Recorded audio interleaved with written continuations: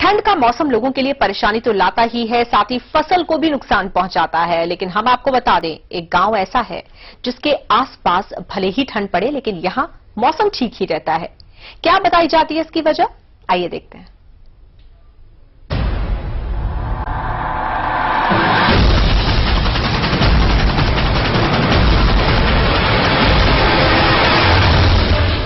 प्रदेश में ज्यादातर स्थानों पर पड़ रही है ठंड। भोपाल में पिछले 3 दिनों से धूल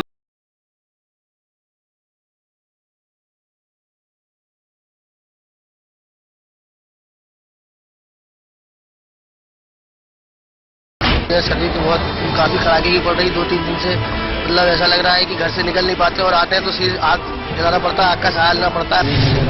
जबलपुर में पश्चिमी विक्षोभ के कारण ठंड का असर साफ देखा जा रहा है।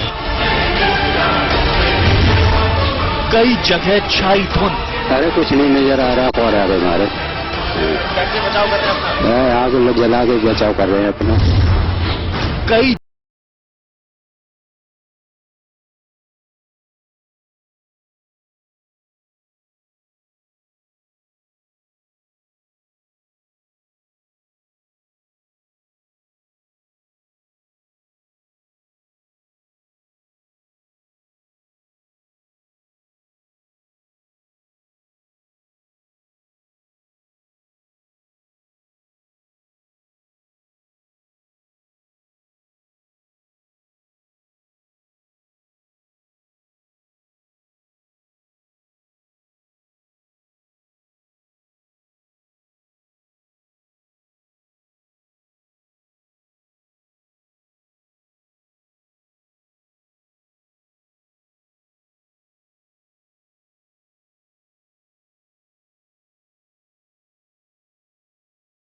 जी हां, इस समय प्रदेश में ज्यादातर स्थानों पर ठंड पड़ रही है।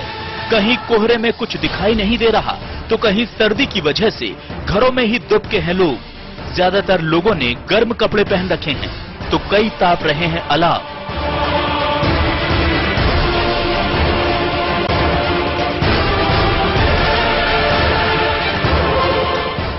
लेकिन अब जरा देखिए इस गांव की ओर।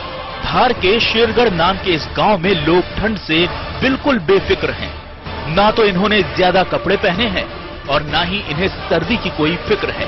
वजह है इस गांव में सर्दी का ना लगना।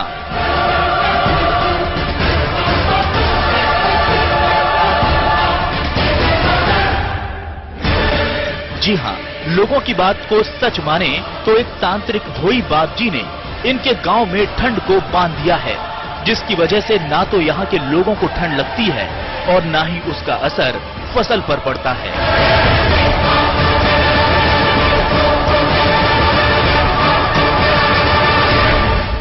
ठंड यहाँ बंदी हुई पूरे हमारे पूरे क्षेत्र में, मतलब शेरगढ़ गांव के ठंड बंदी।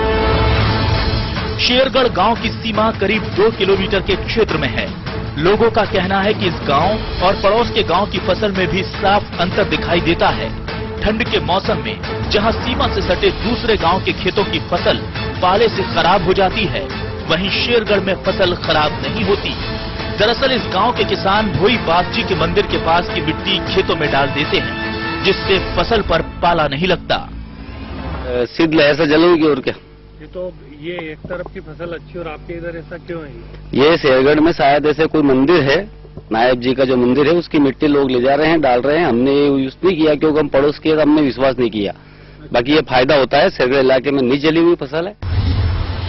खास है भोई बाप जी के मंदिर की मिट्टी।